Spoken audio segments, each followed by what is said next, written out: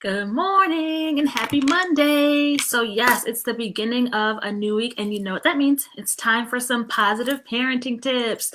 So this is my way just to help you guys start off your week on a positive note to help make your Mondays a little less sucky and just to give you some really quick tips and tools and really just to make you think a little bit differently as you start on your parenting journey for this week.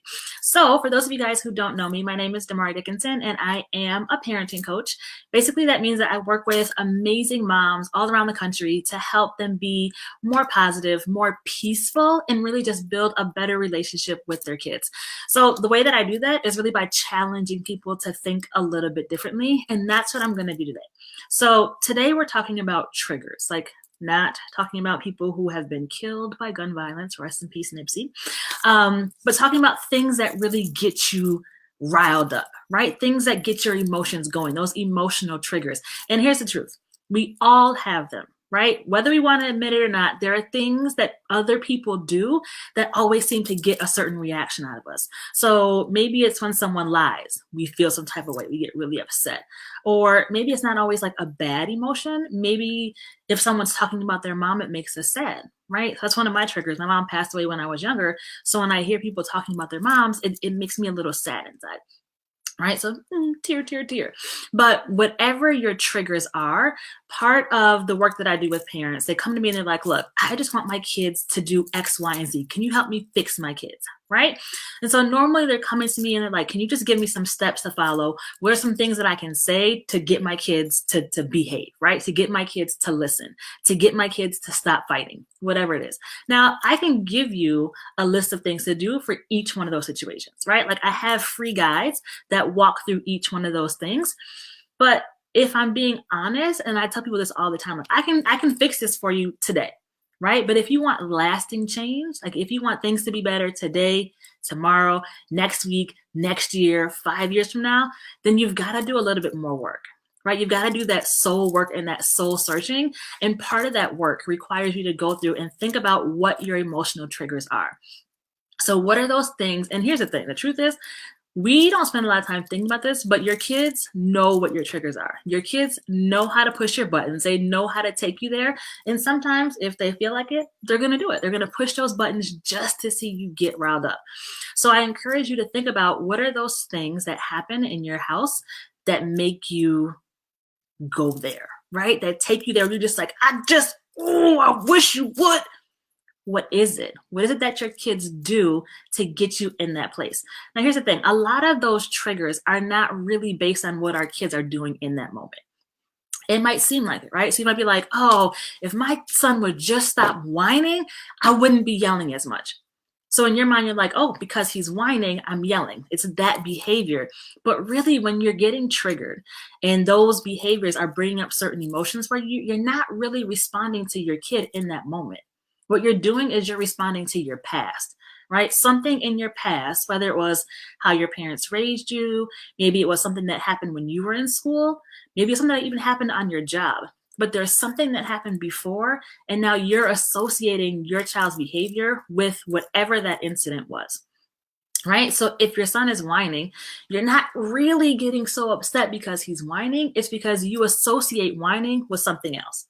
So maybe when you were younger, your younger sister always got what she wanted because of whining. And so you think that behavior means that that person is being manipulative. So in your mind, you're like, he's whining, he's trying to manipulate me. So now I'm going to get upset, right? Maybe it was because your parents never allowed you to whine. As soon as you started to whine, they're like, you know what? Shut it up. I don't want to hear it. Cut the whining, because they associated it with being disrespectful, right? And so now you're like, oh, he's disrespecting me when he's whining.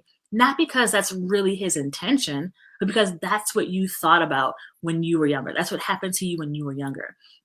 So here's the thing about those triggers. We all have them, right? It'd be so much easier if we could just snap our fingers and be like, you know what?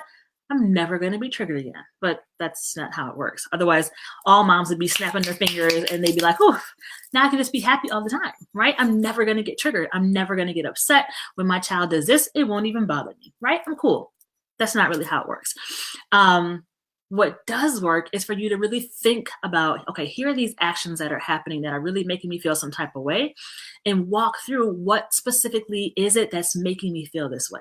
Now, for a lot of people, we can't do this on our own because we've been living with these triggers for so long. It's really hard for us to, one, even identify what they are because we're so focused on that behavior, right? Like, oh, she's crying and it's making me so mad because she's crying. It's a little bit deeper than that. Like, why does that crying, what does that signal to you? What does that mean to you because she's crying? There's something else that you're feeling that you have to unpack, right? And so sometimes this requires you to talk to someone else, to be able to say, like, look, I'm feeling this way, but I don't know where it's coming from. It might need, you might need to answer a series of questions to really dig down to figure out what that is. But there are some really common feelings that cause us to be triggered. And I actually have these written out in a blog where it goes through just 20 different scenarios. It says, like, look, maybe this is what's really triggering me. Maybe it's not because my child is crying, but because I'm feeling helpless. And then you got to go back to your past and be like, why does feeling helpless, where does this come from? Like, when I feel helpless, it makes me really upset. What happened in my past for me to associate this feeling with this action and this behavior? So if you want to see a list of these, because you're like, Damari, I know that I get upset. I get upset with my kids every day, but I still don't know why. Right? I don't know what it is. If you can't figure out what it is, then it's hard for you to heal those triggers. And if you are really serious about being more positive, more purposeful, more respectful with your kids, you've got to start healing those triggers. You got to start saying, like, okay, this is not you, son, right? This is not you, daughter. Right now, I'm feeling triggered, and here's what I'm going to do to deal with that so that I can still love on you, respect you, honor you, grow with you, build with you in a positive way. So if you want access to those 20 ways or 20 things that could possibly be triggering you, all you have to do is comment below with the word blog, and I'll be sure to send you that list. I'll send you the link. You can read the whole blog. There's a picture about halfway through that just lists all of them. When you see that, take the time, because this isn't something that you're going to be able to do in 2 seconds, right? You're not going to be like, oh, I know my trigger is this. It doesn't work like that. It takes time, and you really have to think. You might have to journal this out. You might have to call a friend or a family member, like, look, do you feel the same way too? Right? I think this is about this thing that happened back when we were younger. Can we talk about this? Right? But go through that list and take the time to figure out, here are the things that trigger me. I know that when someone lies to me, it makes me respond in a really negative way. It took me a while to figure out where that came from, but now that I know that, when my son is lying about brushing his teeth, I immediately get triggered, but I know that now. So I'm not going to yell and take it out on him, because his infraction, right, like lying about not brushing his teeth, which at 9 years old he still does, it's not that it's that bad, right? It's my response. It's what I'm associating with that behavior that really makes me feel that way. So that now that I know that, and I've identified that, I still haven't fully healed. So I'm not saying that I don't still get upset when someone lies to me, because I do. I'm choosing to respond in a different way. I can identify that and choose to respond in a different way. So that's the same thing that I want for you. I want you to be able to identify your triggers, to know these are the things, these are the behaviors that really make me feel some type of way, and then start healing them.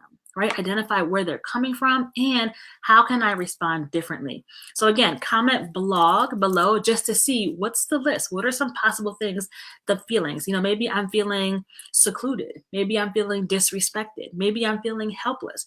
What are some ways that I can look to see, like, look, this is really impacting me, and then how can I begin to heal from this? All right, so I hope that was helpful. Comment below blog.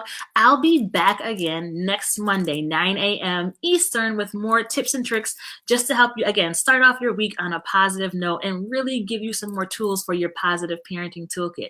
If you want to get a reminder before I go live, it'll still be here on my business page. All you gotta do is comment below with "I'm in," and I'll send you a message in Messenger to remind you that I'm about to go live so that you don't miss it. All right, guys, that's it for today. I hope you have an amazing week, and I'll see you back here next Monday. Goodbye.